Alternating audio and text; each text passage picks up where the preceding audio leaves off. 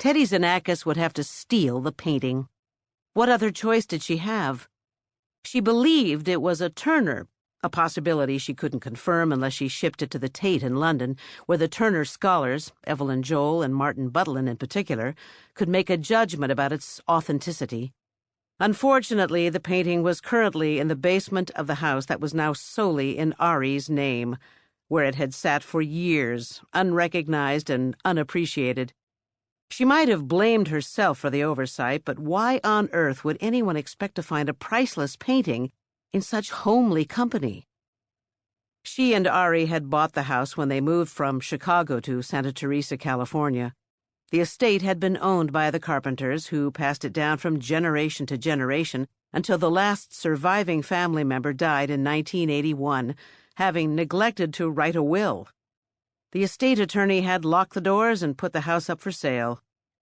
Teddy and Ari had bought it fully equipped and fully furnished, right down to the rolls of toilet paper in the linen closet and 3 sets of sterling flatware in the silver vault. The antiques, including several exquisite Persian carpets, were appraised as part of the purchase price, but in the process a small group of paintings had been overlooked. The attorney had paid the taxes owed, handing the IRS and the state of California the hefty sums to which they were entitled. Teddy and Ari had made use of a number of the antiques in furnishing the mansion's first and second floors. The rest they'd moved into the complex of storage rooms below.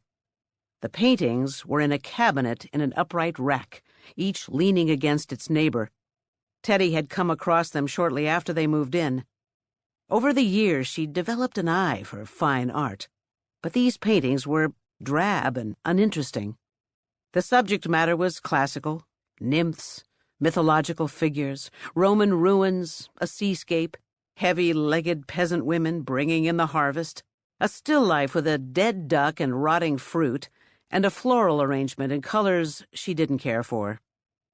It was after she and Ari divorced, and they'd both signed off on the settlement, that she'd realized one of the paintings she'd so carelessly dismissed might be an original of Joseph Mallard William Turner, whose work sold at auction in the millions. Her rationalization for the contemplated theft was as follows. Number 1, Ari had no appreciation of art.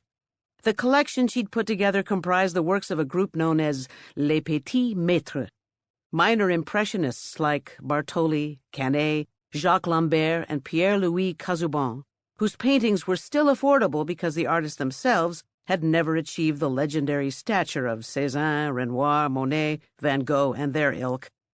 The collection had already been awarded to her in the settlement, so why not this one small additional painting? Number 2, if Ari realized the true value of the painting, they'd only get into another wrangle as to which of them was entitled to it. If they couldn't agree, which seemed inevitable, a judge could force a sale and divide the money equally between them. In this one tiny instance, money didn't interest her. The Turner was a treasure she'd never see again in her lifetime, and she was determined to have it. Number 3, Ari had already screwed her over once, quite literally, by having a dalliance with Stella Morgan, the woman Teddy had once considered her best friend.